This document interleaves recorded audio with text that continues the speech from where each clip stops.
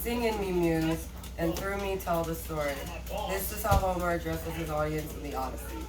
The Odyssey, along with the Iliad, are two of the greatest Greek dramas ever written. It was a time when gods walked the earth with men, when heroes fought monsters, when people were in awe and fear of the immortals who ruled them. John Pendergast, who specializes in Homeric translations, says that Homer's society acknowledged the supreme authority of these powerful forces who live forever and govern the reign, disease, and outcomes of battle. While conducting research for a study on the Hellenistic religion, I myself researched many of these gods and found that while all of them are divine, there were vast differences in power, strength, and renown. There were gods who fathered heroes, gods who performed great and awesome deeds, who inspired honor, humility, and fear in those who worshiped them. I'm of course talking about the Earth Shaker, the Horse Lord, the god of water, winds, and waves, Poseidon. Today, I offer homage, like the Greeks of old, to the bull from the sea and his accomplishments, feats, and the devotion he inspired in those who followed him. Poseidon comes from two Greek words, Posis meaning husband and Da meaning earth. He is the second son of Kronos, who swallowed all 6 of his children and who were later rescued by Zeus. In the Mycenaean religion, the foundation for the Greek religion, Poseidon was seen as the figurehead, a space that's normally reserved for Zeus in most accounts. This can be accounted for the fact that Poseidon was around hundreds of years before Zeus was even conceived. According to Myths and Legends, a famous YouTube channel, there is no real way to prove that Poseidon is any less than Zeus. The only reason Poseidon isn't the lord of the sky was because he was tricked in an unfair game of drawing straws and became controller of the sea. It's because of this contention that he lives under the sea in a castle that many speculate is the lost city of Atlantis instead of living on Mount Olympus. He rules holding his trident, which was constructed by the Cyclops in order to fight the Titans. He is also symbolized through the horse, which he created from sea foam, and the bull, which is said to withstand for his aggression. Not only is Poseidon a powerful god, but when provoked, he is nothing but vengeful and frightening. It is said that when Poseidon strikes the earth with his trident, the ground trembles. After a failed uprising with his brother Ares against Zeus, they were both punished and forced to serve the king of Troy. During the servitude, Poseidon constructed the impenetrable walls of Troy, which were unbreached up until the time of the Greek War.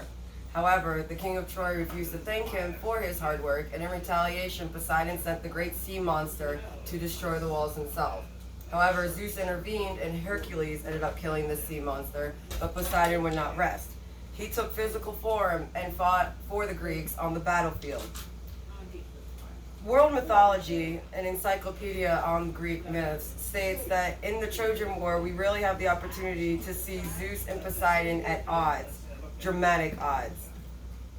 Poseidon also not only does great acts out of retaliation, but he also does it out of honor. He sticks up for his children, who are many, including Pegasus, his child with Medusa, Polyphemus, the Cyclops blinded by Odysseus, and Triton, a name that sounds familiar to us as King of the Sea from The Little Mermaid.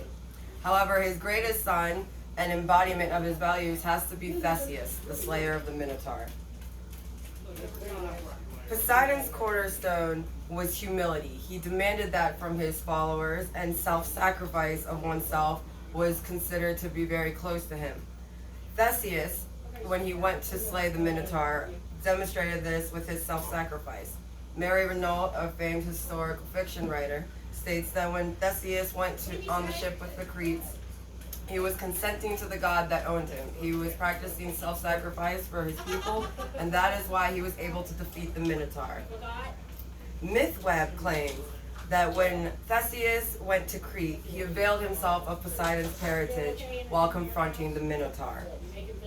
Other offerings, not only of oneself, from the people included bulls, horses, and the consecration of games. The Cretians themselves had a very famous ceremony called the bull dance, which is greatly different from the Spanish bull dance that we see today. It involved teams of acrobats who would do great gymnastic feats over the backs of these bulls.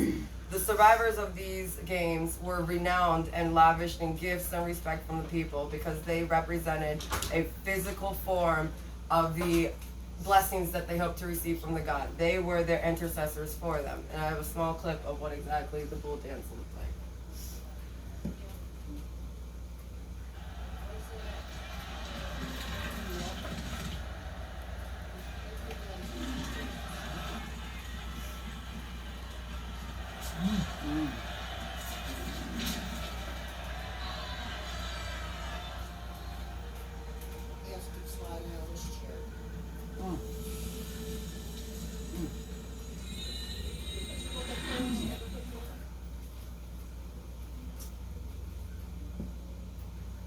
Sacrifice and not being able to put oneself over to the god was what was treasured by Poseidon. The payment for this was safe travels, bountiful harvest, and plentiful rains. He was an aged and deserving god of renown. Tell me, Muse, the story of the man of many ways. The stories of the Greek gods have lasted for hundreds and hundreds of years, and they will continue to do so, even amongst the world now that sees them as nothing but myth. In 5 BC, Diagoras himself, the atheist of the Greeks, claimed that Poseidon and the other immortals were nothing but ordinary mortals, celebrated for their enhanced abilities and decisiveness. Regardless of whether that is true or not, the Hellene religion is still practiced in Greece today and will continue to be. Whether this speech convinces you of Poseidon's greatness or not, one thing cannot be undisputed, that his legacy, his accomplishments, and the feats of his children will continue to live on in history. His voice is heard in the summer tide, his aggression felt with the trembling earth, and his strength embodied in the king horse which runs the plains.